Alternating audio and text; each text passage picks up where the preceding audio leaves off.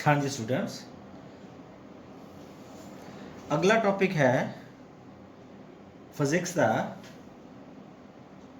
Second unit चो ही motion in 2 and 3 dimensions.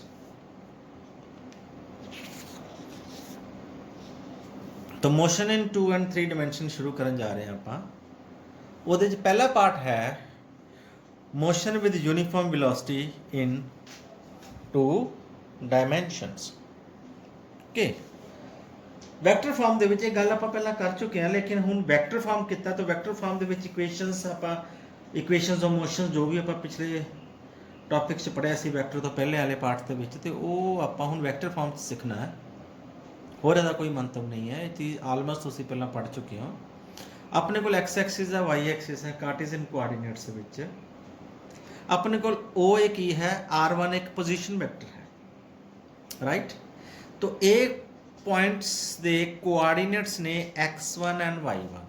ਇਹ ਤੁਹਾਨੂੰ ਮੈਂ ਦੱਸਿਆ ਕਿ ਜੇ ਤੁਸੀਂ a ਤੋਂ ਪਰਪੈਂਡੀਕੂਲਰ ਡ੍ਰੌਪ ਆਊਟ ਕਰਦੇ ਆ x ਐਕਸਿਸ ਤੇ तो x1 ਕੋਆਰਡੀਨੇਟ ਹੋ ਗਿਆ, ਤੇ ਜਦ a ਤੋਂ ਪਰਪੈਂਡੀਕੂਲਰ ਡ੍ਰੌਪ ਕਰਦੇ ਹਾਂ y ਐਕਸਿਸ ਤੇ ਉਹ ਕੀ ਹੋ ਜਾਏਗਾ y1 ਕੋਆਰਡੀਨੇਟ।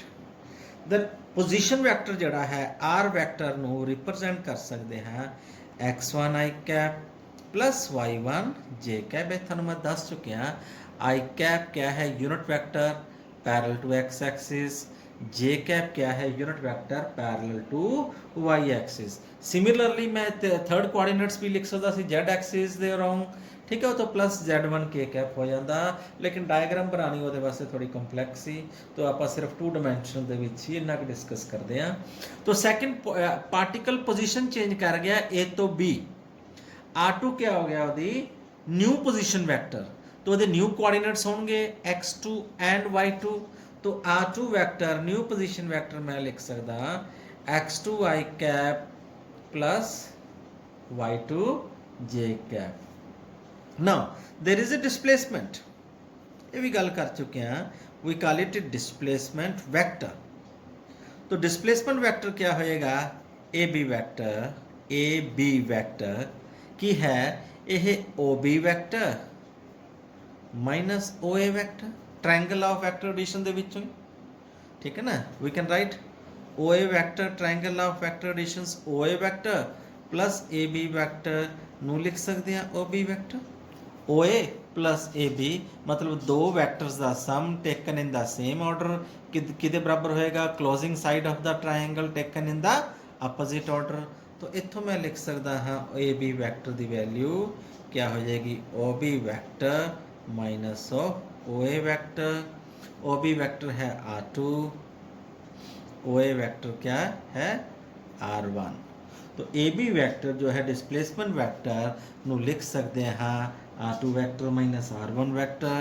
r2 वैक्टर की जो मैं वैल्यू पुट करदा ना, तो ए बी वैक्टर जो डिस्प्लेसमेंट वैक्टर क्या आ जाएगा x2 i cap plus y2 j cap minus of r1 vector की वैल्यू आ जाएगी x1 i cap plus y1 j cap.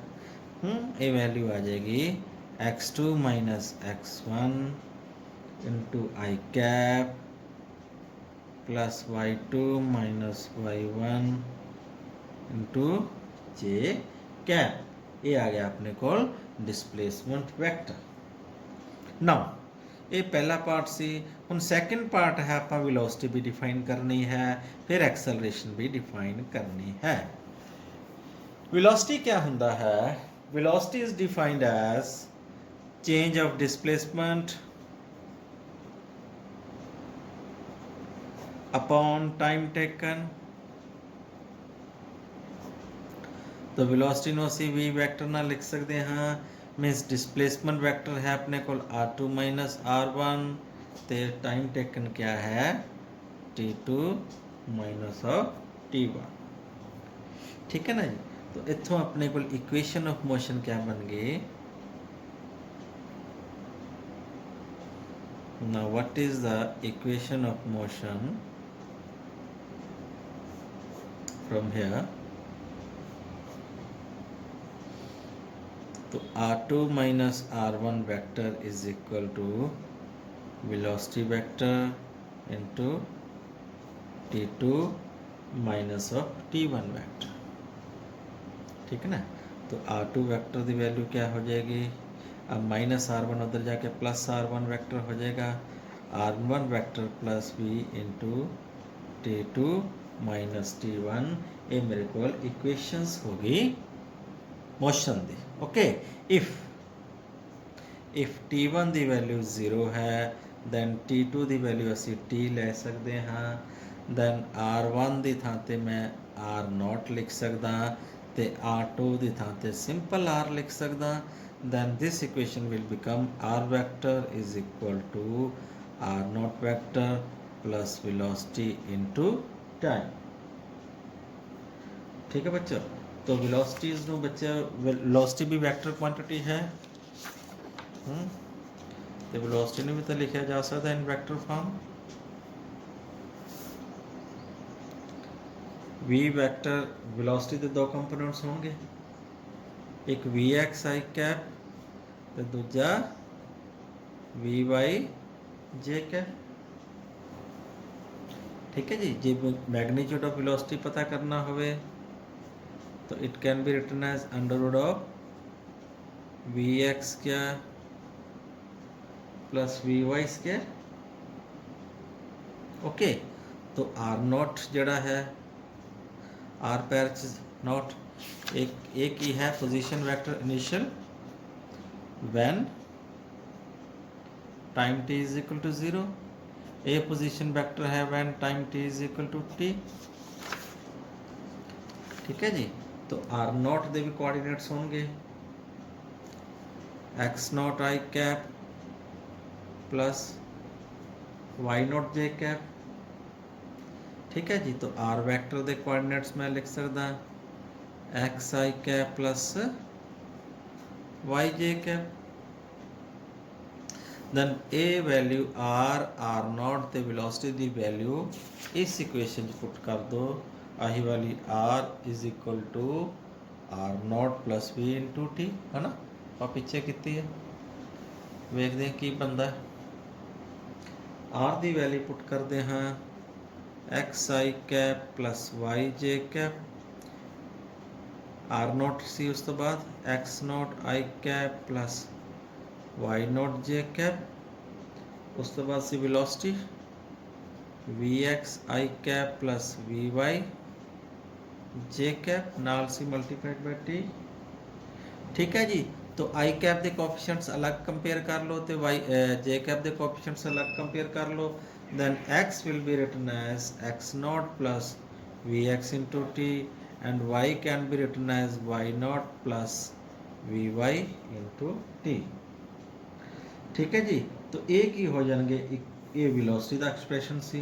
Similarly accelerated motion भी आप इथों कर सकते हैं। नो अगला टॉपिक आप करते हैं motion with uniform accelerated in 2 dimension।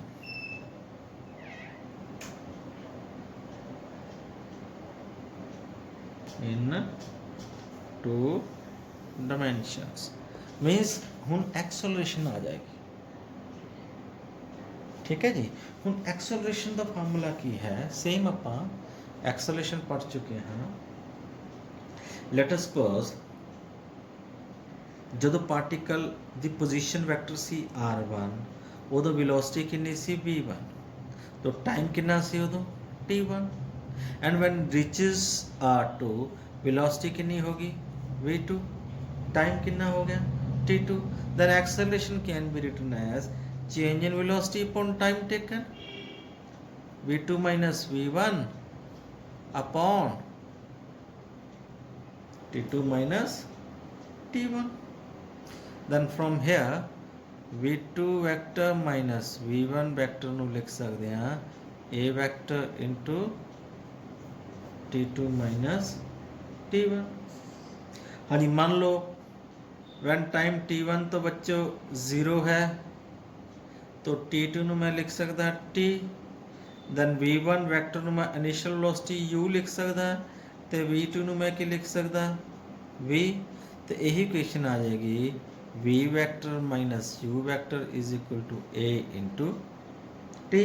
थोड़ी जी इक्वेशन सौखी कर लीए, minus v is equal to u plus a t, vector पा लो उत्ते। ठीक है जी। हुण इन कार्टेशियन कोआर्डिनेट्स, ठीक है जी, तो u वैक्टर मैं लिख सकदा u x I cap plus you Y J cap, v vector मैं लिख सकदा v x I cap plus we Y J cap. Similarly a vector लिख सकते हाँ a x I cap plus A Y J cap. ये values put करनी है ये, तो की आ जाएगा v x I cap plus we Y J cap is equal to u x I cap plus you Y J cap plus a x I cap plus A Y J cap bar multiplied क्या है T. हम multiply कर दें, फिर A cap के coefficients अलग कर लाँगे है ना, आई कैप के इकट्ठे कर लाँगे, फिर जे कैप के इकट्ठे कर लाँगे, तो की आ जाएगा साढ़े कोल रिलेशन आ जाएगा v x is equal to u x plus a x into t. उसी तरह v y is equal to u y plus A y into t. ये अपने को इक्वेशंस आ गई एक्सेलरेटेड मोशन की। इसी तरह फटाफट आप कर लें अगली जी डेरिवेशन लास्ट रह गई यदि डिस्प्लेसमेंट का expression for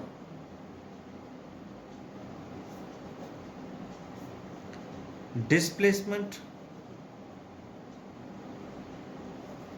in uniformly accelerated body, uniformly accelerated motion.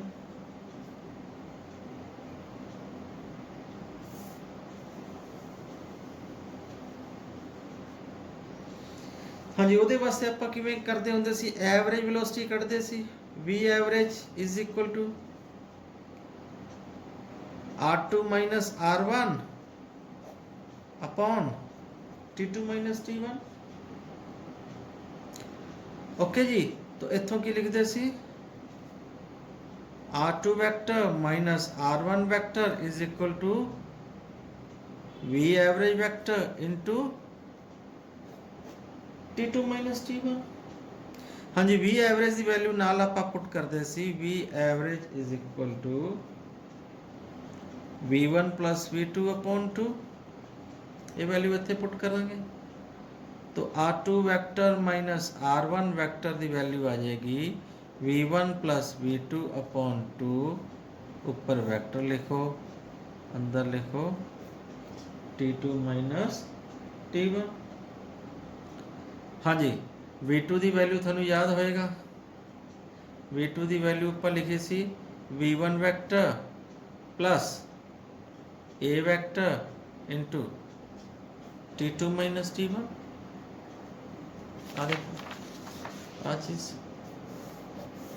V2 vector is equal to V1 vector plus A vector into T2 minus T1। ये वैल्यू इस अब पूरी वैल्यू इतने पुट करनी अपना,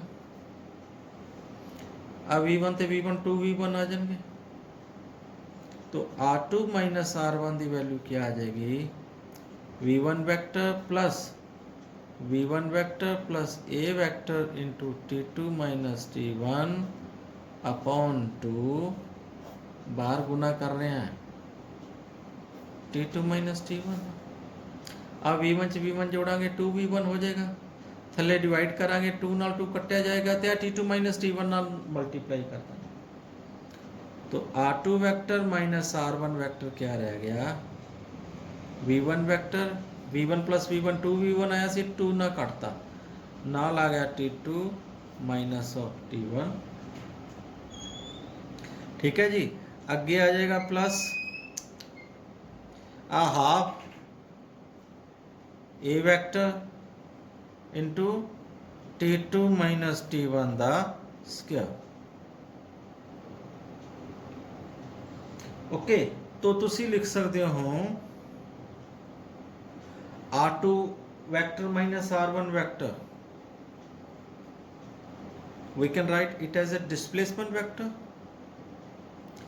Now if t1 is equal to 0, then v1 ਨੂੰ ਲਿਖਿਆ ਜਾ ਸਕਦਾ ਹੈ u vector and t2 ਨੂੰ ਲਿਖਿਆ ਜਾ ਸਕਦਾ ਹੈ t vector। तो क्या बन जाएगा ये s vector is equal to u vector। ਇੱਥੇ ਆਪਾਂ t2 minus t1 ਨੂੰ t minus 0 ਲਿਖਾਂਗੇ ਤੇ ut ਆ ਜਾਏਗਾ